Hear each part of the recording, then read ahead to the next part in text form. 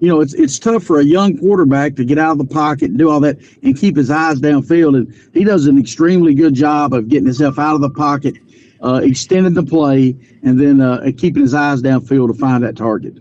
Yeah, and he has such a command of that offense now. And of course, Pearson Collier, of course, in the backfield at running back, getting some touches, and Dallas Buckner, the fullback, again continues to really give you another option. And the flexibility on the offensive side, despite some injuries, moving some folks around, I know you got to be proud that you're still able to have a lot of options. That's right. We do have a lot of options. A lot of that is it's a credit to really our offensive line. I think those guys have done a super job all year. No matter who's lined up at running back behind them, they come out of that game with a little over 100 yards. And I think that's just another guy. I think Pearson ended up with about 180 yards last week, somewhere in that range. And I wouldn't. I mean, no doubt that I feel pretty good about him having a good game this week. And not as Pearson last week. I thought Dallas had a really nice game. He had over 80 yards as a running back and fullback as well. So that was his biggest game as well. And so going back to it, I think a lot of that is accredited to the offensive line by moving people, opening up some holes, giving those guys a chance to make big plays. You're facing a community team tonight that hasn't won in 18 games, more than a year, and they're battling hard, but may not have the numbers. How have you this week try to keep your guys focused and not overlooking the team? Because like everybody else, you can look at scores and see where they're struggling.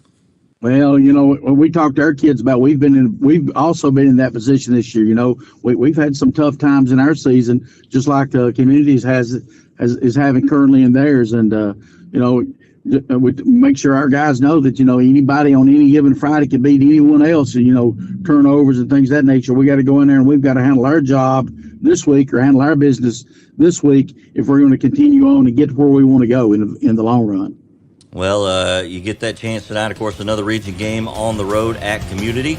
And we'll have that kickoff for you when we return here on the KSR Sports Network after this timeout. All right, thank you. Go Bobcats.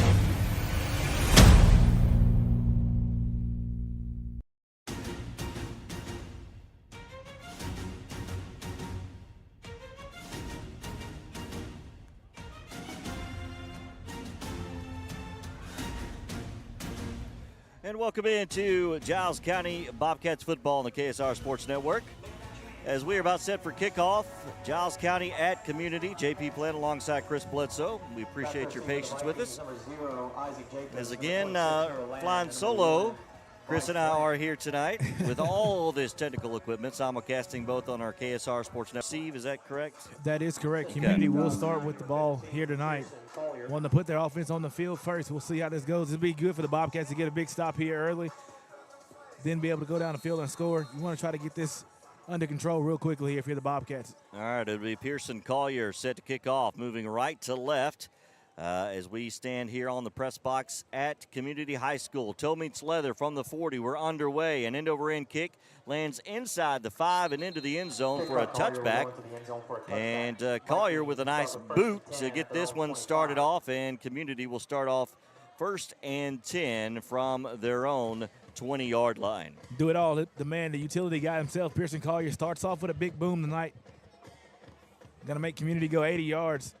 To put points on the board here tonight for this opening drive. It'll be interesting to see how this Bobcat defense picks up. They have been phenomenal the last 2 weeks of play, especially the Bobcat defensive line. Looking for another big night from them here on tonight.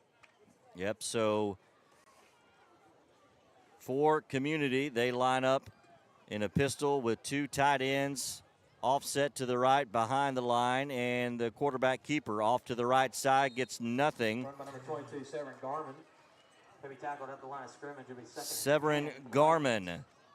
Actually, the direct snap to him, the running back, and no gain on the play.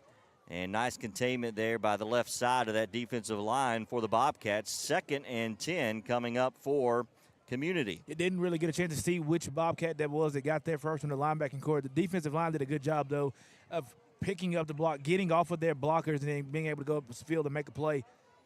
Led by number 90, I believe that's Braylon Davis. So Jackson Collier, I believe, is the quarterback back there. If I'm seeing, no, it is not Jackson. Correction, it is Caden Hensel, number 11.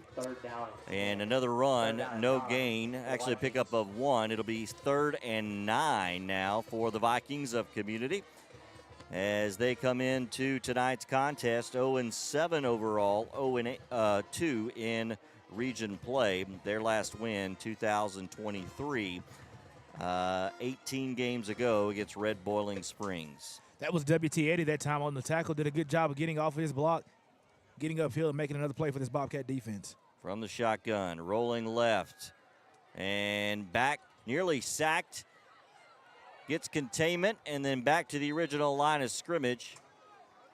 Goes the quarterback, Hensel, and it'll be 4th down, and he gets it in his own territory across the 50, 45 into community territory, drug down there at about the 43-yard line. Tackle made by number 35, Braxton Stacy.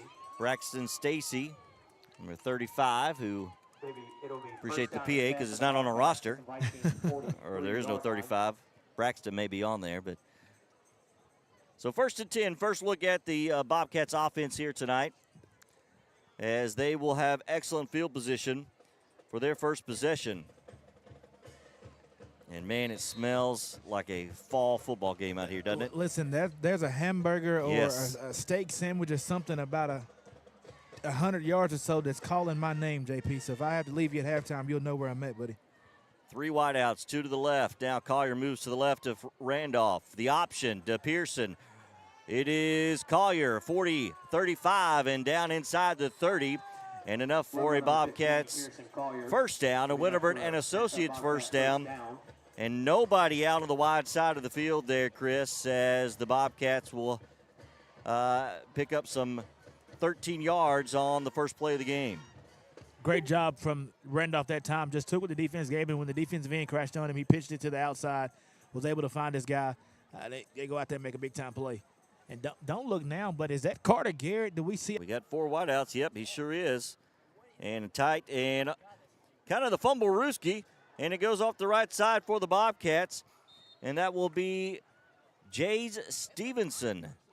And the senior getting a little razzle-dazzle play call here tonight on first down. A pickup of about 6. It'll be 2nd and a short 4.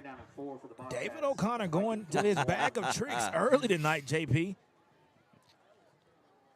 Wow. Stevenson with a nice tote there. Didn't have it. That's a slow developing play. You really got to be patient. He does a good job of just taking his time, reading what he had up front, and going trying to make a play. Empty backfield for Randolph. 4 wideouts, 2 to either side. Moving right to left. Pass is complete at the 16-yard line. And Bentley for the Bobcats there with the catch. The stop for Community made by Gunnar Harden. And it will be enough for another Bobcats Winterburn and Associates first down as they drive here in the first quarter. 8:16 and counting to go. No score, but the Bobcats are driving. Good ball, good catch that time from Randolph too. Bentley does a good job of using his hands, makes a big-time play. Easy first down for the Bobcats. So into the red zone. In motion is Reese. They toss it to him. He moves to the right side, cuts back up, a flag on the play as he gets inside the 10-yard. Another one comes. Usually, Chris, that will be holding. And let's see what it will be on Giles County, and that is the call. So that'll back it up. An otherwise nice run there by Spidey Jack Reese, who's getting some offensive work early here tonight at Community. Trying to get Spidey in motion, getting him on the offensive side of the ball.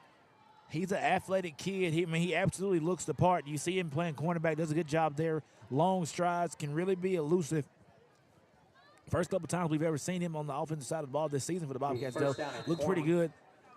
Looks like that tackle over there just got his hands in the wrong spot. You see that a lot of times happen when guys are changing direction like that, and him coming that direction, then trying to make the cutback. Wrong place, wrong time.